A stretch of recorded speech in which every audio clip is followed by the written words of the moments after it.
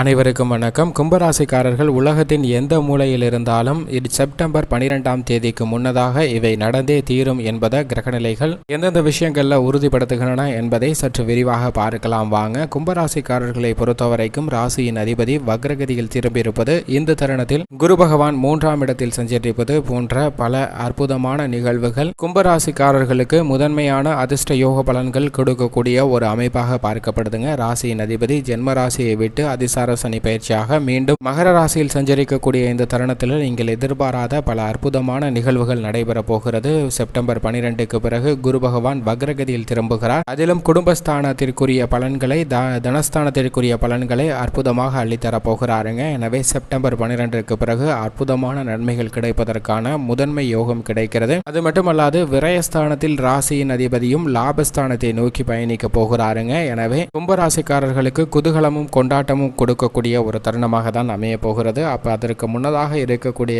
இந்த தருணத்திலும் அதற்கான நல்ல பலன்கள் பெறுவதற்கான வாய்ப்பும் யோகமும் கிடைக்கிறது. ஆனால் டிசம்பர் 20ஆம் தேதிக்கு பிறகு அதீத கவனமும் விழிப்புணர்வும் மிக அதீதமாக தேவைப்படுகிறது என்பதை கிரகநிலைகள் தெளிவாகவும் துல்லியமாகவும் உறுதிப்படுத்துகிறது. ஏனென்றால் குருவும் வக்ர நிவர்த்தி பெற்று விடுவார். ராசியின் அதிபதியும் ஜென்ம ராசியில் முழு ஆட்சி பலத்துடன் அமர்ந்திடுவாருங்க. அதன் பிறகு சற்று விழிப்புணர்வுடன் இருக்க வேண்டும்.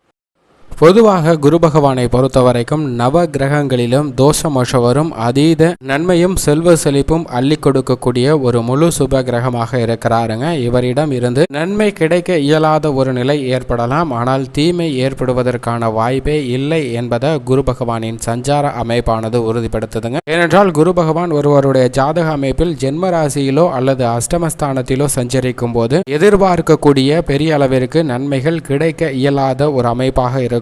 ஆனால் அதே சமயம் குரு பகவானிடமிருந்து எந்த விதமான தீமையும் கிடைக்க இயலாது என்பதை தெளிவாக எடுத்து காட்டுகிறாருங்க. ஏனென்றால் கொடுப்பதுல மிக சிறந்த தன்னிகரற்ற கிரகமாக செயல்படுபவர் தான் இந்த குரு பகவான். அதே போன்றுதான் 4, 6, 12 ஆகிய இடங்களிலும் சற்று நன்மை எதிர்பார்க்க இயலாத ஒரு அமைப்பாக பார்க்கப்படுகிறது. 10ஆம் இடத்திலும் சில சிரமங்கள் இருக்குங்க. ஆனால் ஜென்ம ராசியில் சஞ்சரிக்கும் போதும் அஷ்டமஸ்தானத்தில் இருக்கும் போதும் தான் சற்று கூடுதலாக சிரமம் இருப்பதற்கான வாய்ப்பு இருக்கிறது. மற்ற இடங்கள் பெரிய அளவிற்கு பாதிப்பு இல்லை. ஆனால் அதே சமயம் குரு பகவான் மிக அதீதமாக நன்மை தரக்கூடிய வலுவான அமைப்பாக பார்க்கப்படுவது 2ஆம் இடமாகிய தனஸ்தானம், 7ஆம் இடம், 9 மற்றும் 11 இந்த இடங்களில் சஞ்சரிக்கும் போது அபரிவிதமான நன்மையும் முன்னேற்றத்தையும் அள்ளி கொடுப்பாருங்க. இந்த 4 இடங்களில் சஞ்சரிக்கும் போது மிக சிறந்த வளர்ச்சியும் முன்னேற்றமும் அள்ளி கொடுக்கக்கூடிய ஒரு அற்புதமான அமைப்பில் சஞ்சரிப்பார். மேலும் இதைவிட சற்று குறைவான நன்மைகள் கிடைக்கக்கூடிய இடமாக பார்க்கப்படுவது 3, 5 ஆகிய இடங்களில் சஞ்சரிக்கும் போது சற்று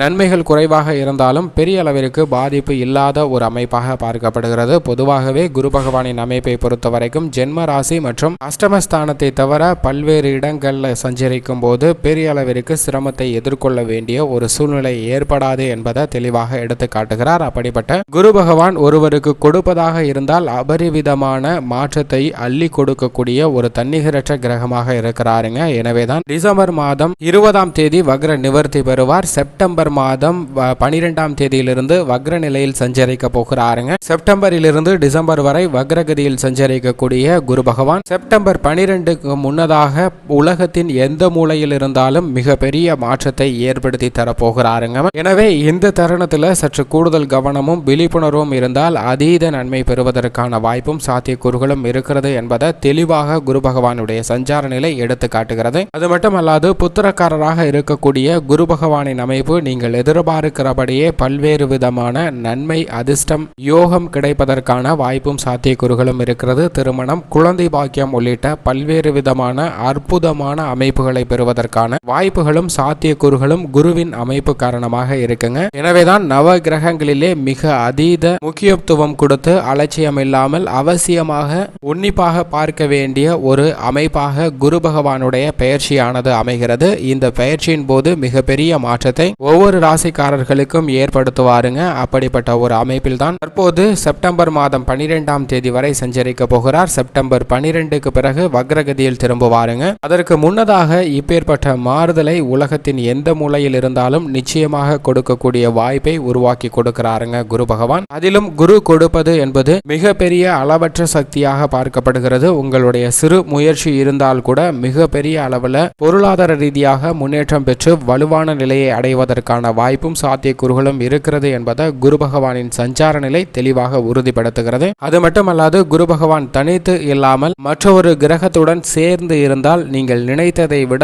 பல மடங்கு நன்மையும் அதிர்ஷ்டமும் யோகமும் பெறுவதற்கான வாய்ப்பு இருக்கிறது. தற்போது அவர் ராகுவுடன் இணைந்து சஞ்சரிக்கிறாருங்க. குரு தனித்து இல்லாமல் எந்த கிரகத்துடன் இணைந்து இருந்தாலும் நன்மை நிறைந்தே கிடைப்பதற்கான வாய்ப்பும் சாத்தியக்கூறுகளும் இருக்கிறது என்பதை தெளிவாக எடுத்து காட்டுகிறார். எனவே ராகுவுடன் இணைந்திருந்தாலும் நன்மையும் அதிர்ஷ்டமும் கிடைக்கக்கூடிய வாய்ப்பு தான் இருக்கிறது என்பதை தெளிவாகவும் துல்லியமாகவும் எடுத்து காட்டுகிறாருங்க குரு பகவான். குடும்ப சூழ்நிலையை பொறுத்த வரைக்கும் எந்த ஒரு விஷயத்தை திட்டமிட்டாலும் இந்த தருணத்தில் உங்களுக்கு மிக சிறப்பாக அமையக்கூடிய சிறந்த தருணமாக பார்க்கப்படுதுங்க. ஏனென்றால் நீங்கள் நினைத்ததை விட மிக சிறப்பாகவே நல்ல பலன் கிடைப்பதற்கான வாய்ப்பும் யோகமும் இருக்கிறது. பல்வேறு விஷயங்கள்ல இருந்த கற்பனையான கவலைகள் விலகுவதற்கான யோகம் நிறைந்த ஒரு அமைப்பாக பார்க்கப்படுகிறது. ஆரோக்கியத்தில் நல்ல முன்னேற்றம் கிடைக்குங்க. தேவையற்ற கவலைகள் உங்களை விட்டு விலகுவது மட்டுமல்லாது சேமிப்பு சார்ந்த விஷயங்களிலும் நல்ல பலன் கிடைப்பதற்கான ஒரு வாக்கியம் கிடைத்திருக்கிறது. அது மட்டுமல்லாது புதிதாக நிலம், வீடு, வாகனம், ஆடை, ஆபரண சேர்க்கை வாங்குவதற்கான முதன்மை யோக அதிர்ஷ்ட பலன்கள் நிறைந்த ஒரு தருணமாகவும் அமைகிறது என்பதை தெளிவாக எடுத்து காட்டுகிறார். இந்த தருணத்தில் திருமணம், குழந்தை பாக்கியம் உள்ளிட்ட பல்வேறு விதமான அற்புதமான நிகழ்வுகள் குடும்ப ரீதியான விஷயங்கள்ல நடைபெற போகிறது. குடும்பத்தில் ஒற்றுமையும் முன்னேற்றமும் கிடைக்கக்கூடிய ஒரு சிறந்த தருணமாகவும் வருமானம் தேவைக்கு ஏற்றவாறு மிக சிறப்பாக அமையக்கூடிய ஒரு தருணமாகவும் அமைகிறது. உத்தியோக ரீதியாக குரு பகவானின் அமைப்பு,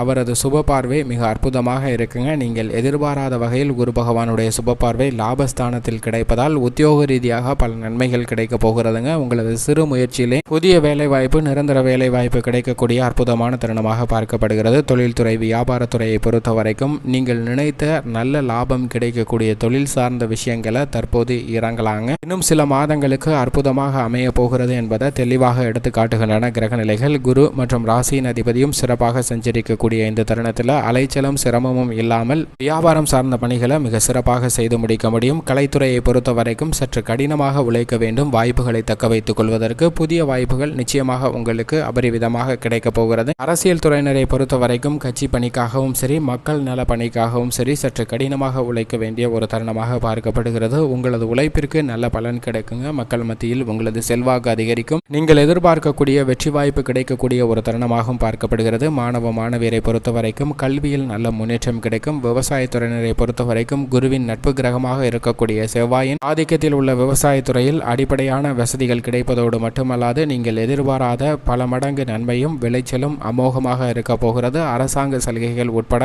அனைத்துமே மகிழ்ச்சி தரக்கூடிய ஒரு தருணமாக பார்க்கப்படுகிறது. பெண்மணிகளை பொறுத்த வரைக்கும் பெண்மணிகளின் நலனுக்கு பொறுப்பேற்ற மிக முக்கியமாக கிரகமாக இருப்பவர் குரு பகவான். அவருடைய அமைப்பு சாதகமாக இருப்பதால் பல பிரச்சனைகள், சிரமங்கள் அனைத்துமே விலகி நல்ல முன்னேற்றம் கிடைக்கக்கூடிய ஒரு அற்புதமான தருணமாக பார்க்கப்படுகிறது. இந்த தருணத்தில் ராசியின் அதிபதியும் ஜென்ம ராசியை விட்டு விலகுவது எதிர்பாராத பல நன்மைகள் கொடுக்கக்கூடிய ஒரு அமைப்பாக பார்க்கப்படுகிறது. மேலும் இந்த தருணத்தை மிக சிறந்த மகிழ்ச்சிகரமான தருணமாக மாற்றிக்கொள்வதற்கு கும்பராசிக்காரர்கள் வாரத்தில் வியாழக்கிழமை விரதமிருந்து அருகாமையில் உள்ள குரு பகவான் ஆலயம் சென்று வழிபாடு செய்யுங்கள். நிச்சயம் நல்ல பலன் கிடைக்கும் என்பதில் துளியளவும் சந்தேகமே இல்லை.